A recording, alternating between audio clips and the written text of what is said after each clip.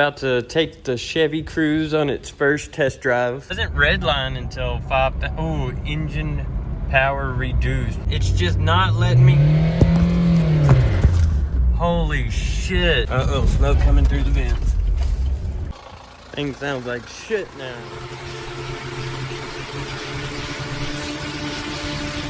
We're about to take the Chevy Cruze on its first test drive. This has the LH7 diesel with the 9-speed automatic. We let it run for several minutes yesterday. Hopefully that was enough to charge the battery up and let it start on its own again this morning. So, here we go.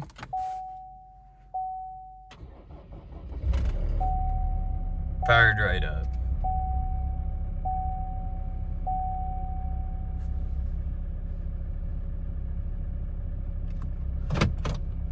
Now I'm gonna pull it outside and let it warm up.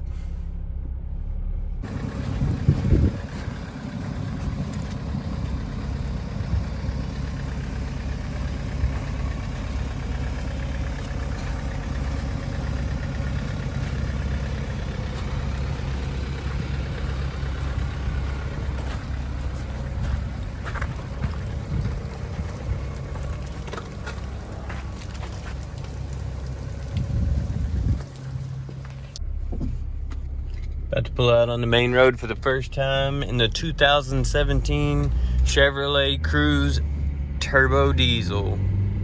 Oh my goodness, it feels like it's got so much torque. It's just flying through the gears.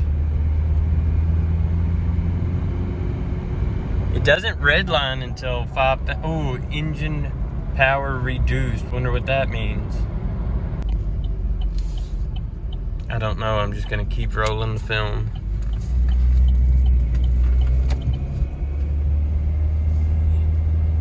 Yeah, she's in limp mode now. Dang. Alright, try and turn this thing around. Okay, there's a funeral procession right now. And I just turned the vehicle off, and I'm gonna restart it when it's over just to see what happens. Okay, here we go. Alright, it's still in reduced engine power mode. Something happened. Now we gotta figure out what. It's still shifting. It's just not letting me. Holy shit. It just revved out like that by itself. Holy shit.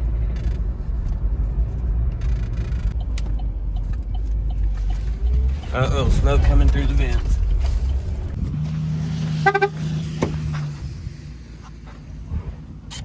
No idea what just happened.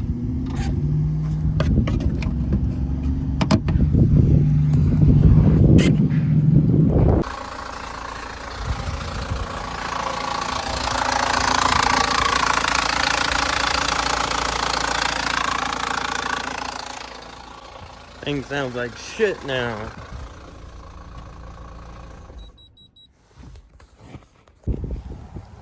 Bryce got here and we started it up to show him the engine knocking, and it sounded like shit.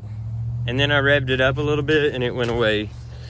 So we've got the shop open up there. Back it in and do some more diagnostics.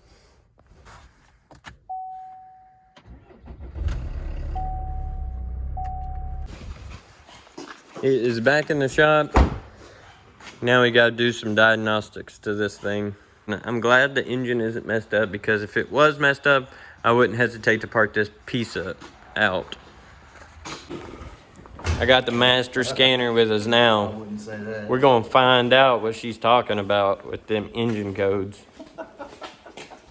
One of the things I was seeing on the internet was that the soot could be filled up and it needs to regenerate by driving it. Well, this thing was acting up so bad that there was no driving it at a moderate speed on the highway. So Denny found some regeneration, forced regeneration. So supposedly he can hit this button on his scan tool that says diesel particulate filter regeneration, and it will automatically put it into that mode without having to drive it. So we're gonna pull it out and test that theory.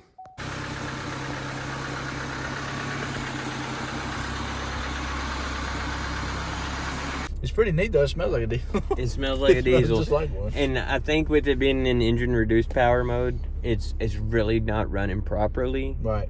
And that's probably part of the reason the smell is so strong. Also that and that major exhaust leak from yesterday. Yeah.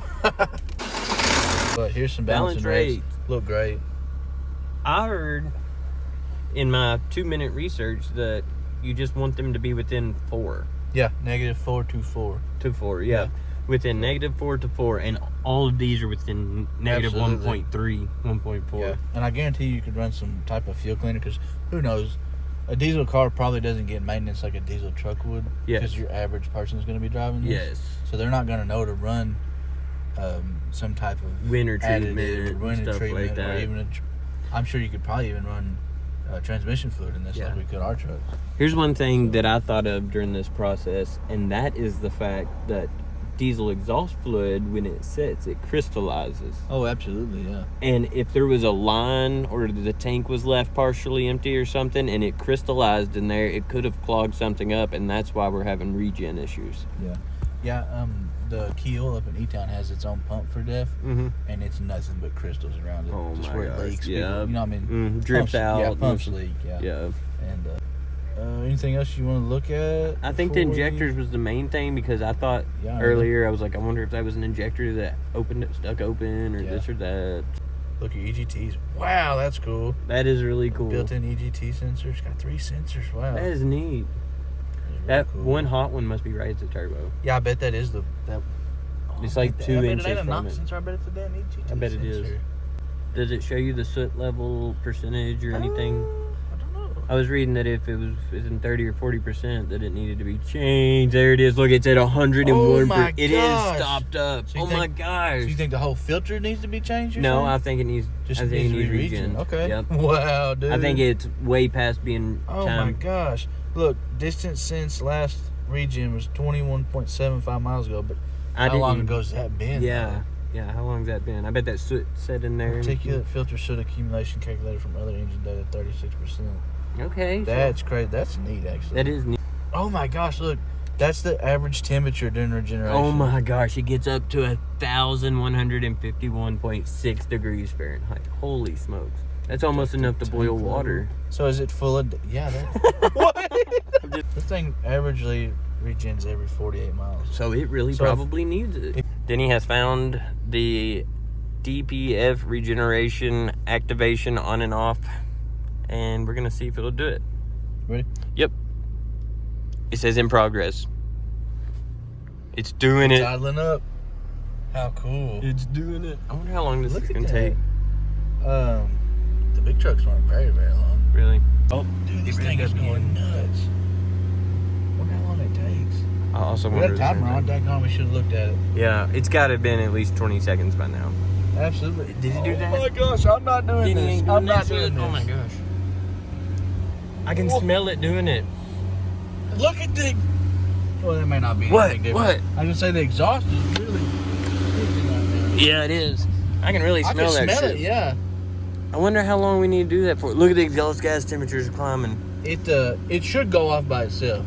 Yeah. And I know that truck did. Oh my gosh, this thing stinks. Did the truck do it with the scanner or on its own? Like on its own. I wonder if the scanner must command off or if it's going to do its automatic process. Bro, my eyes are burning so bad right now. Yeah, I just had to film that. It's pretty rough, dog. It's pretty rough. It's still going. This thing is screaming right now doing its regeneration. So it just idled down. We had to go inside because we couldn't stand it anymore. Oh wow, I can really smell that, dude. What's the temp? Right in the middle? Okay. Yeah. Exhaust temps are climbing down. Kinda. Yeah, that one was just 1,200 or 1,150 a second ago, yeah. Cool. Something smells like it really burned off, so hopefully it was what it was supposed to. Wasn't this where the percentage was? Yeah, there was 100. 0. Oh, it went to 0. That's fantastic. It literally happened right in front of my eyes. Yeah, that's cool. So maybe the car is good to go. So it might be for real. That stuff, you clog something up, dude, and it can't breathe. Yeah. It ain't gonna like it. So I probably should just hit off now, you think? Yeah. Okay. cool. How cool.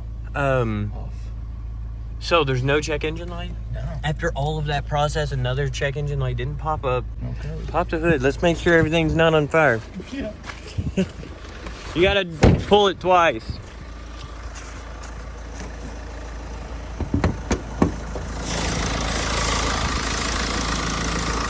Is it hot? Yeah, I burned my hand a little bit. Oh, shit. There's the bottom of the hood right there in the back of my hand. Burned the shit out of it. Idiot. That is warm, It brother. is so hot. Yes. Not bad. Not bad. Exactly. Wow, I hate to be on the V8 one. Yeah, could you imagine? Once you're under that hot. Well, I don't see any fires under here. I think we should test drive it again. I'm gonna roll all the windows back up because the poison gases is gone. You may leave one cracked though. Yeah, I'll leave that one cracked right there. Turbo leak. Denny's still got the scan tool plugged in. Danny Scanny. Sorry, bro. All All right. right. Some live data. Yeah, we're gonna look at some live data, and he's gonna monitor that. I'm gonna monitor the drive. Here we go. We didn't have any transmission-related DTCs, none. So we just ran the crap out of the engine and didn't get any more DTCs. I'm feeling very confident that we're gonna be able to drive down the road without going into limp mode because the soot level was accumulation percentage at 101%. We're pretty sure that's why it was in limp mode. So here we go, waiting on Bryce to turn around, and then we're gonna take back off for the second test drive of the day. Okay. So feel how good this thing shifts. Like I'm barely, Oh wow. yeah.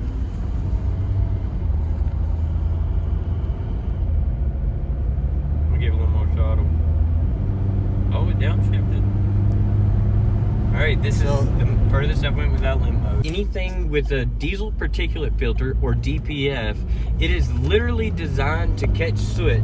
And with a diesel engine, if you're not running it hard, it's not gonna burn off all the soot in Right. the traditional engine cycle. So putting around and Yep. being easy on something Yep. is a faster way to clog up the DPF, contrary to popular belief or natural belief. You know, you would think it would be the other way around. Right.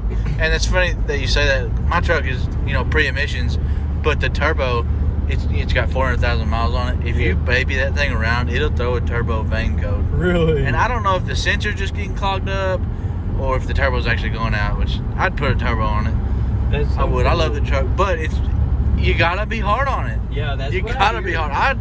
I don't beat the crap out of it. I'm not here like racing it or doing burnouts, Give but it plenty of I'm juice. not babying it You're around. not out in it. Now imagine if it was a stick shift. Oh, dude. You would accidentally be babying it because it's just natural. Let's put it in high gear or whatever. Yeah. And the automatic Allison, it loves to be used. It wants like 25% throttle or more. Absolutely. My truck it'll shift weird if you don't give it the throttle. It drives just weird if I'm not in the beans all the time, man. Yes. And it's probably how it was drove its whole life, and so yeah, you can't go back on it for sure. That's so cool though. So this thing is doing pretty good. It is doing really good. We've got a little bit of vibration. First time I've done any serious braking. On the brake. It's probably A little bit. rotors. Yeah, and you know what? This thing's set for however long. Could be rust accumulation on there. Yeah. This thing also has a manual mode. Since everything's so going so good, I'm gonna go ahead and put it in there. Manual mode is called L for some reason. And then it's got the plus and It's got the minus. plus and minus. So I'm gonna shift up, and it shifted. Wow. Now somewhere it should tell me my gear, maybe. Yeah, you see L7. Yeah, I see it behind there now. So let's it. downshift. Cord's right in the way. Oh man, it feels good. Oh my gosh, what a pull. Since we're on the topic of manual mode, this car has the automatic start stop. If you could show them that.